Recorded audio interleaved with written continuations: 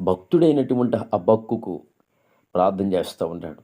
యెహోవా, సంవత్సరములు జరుగుచుండగా నీ కార్యము నూతనపరచుమన్నాడు. నీ వార్త వింటుంటే నాకు భయమేస్తుంది అన్నాడు 2వ అధ్యాయంలో. నిజం, సంవత్సరాలు జరుగుతున్నాయి, సంవత్సరాలు దొర్లించబడుతున్నాయి. అంటే ప్రభువు నియమించినటువంటి సమయం ఈ లోకానికి దగ్గర పడుతుంది. కాబట్టి సంవత్సరం జరుగుతుంటే సరదాలు, సంతోషాలు, గొంతులు కాదు. సంవత్సరం జరుగుతుందంటే భయం రావాలి. దేవుని రాకడ సమీపంగా ఉంది, ఉగ్రత దినం సిద్ధంగా ఉందని దేవుని బిడ్డలకు దేవుని భయం రావాలి, ఫలింపు కోరుకోవాలి, భక్తి జీవితంలో ఎదగాలి, ఎలాంటి మార్పు కలిగినటువంటి జీవితం రావాలి.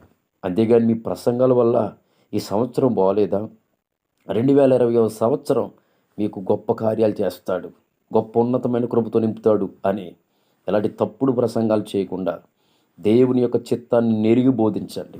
రాబోతున్న దినాలన్నీ చాలా భయంకరంగా మారబోతున్నాయి. కాబట్టి దేవుని బిడ్డలు ప్రతి విషయాల్లో కూడా, అన్ని విషయాల్లో కూడా జయించేవారుగా మారాలి. జయించేవాడికి దేవుడు ఎప్పుడూ తోడుగా ఉంటాడు.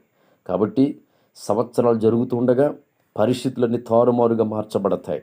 కాబట్టి దేవుని బిడ్డలందరూ సంసిద్ధత కలిగి అన్నిటిని ఎదుర్కొనేటువంటి బలాన్ని దయచేయమని ప్రభు సన్నిధానంలో కనిపెట్టి దేవుని కొరకు కనిపెట్టండి.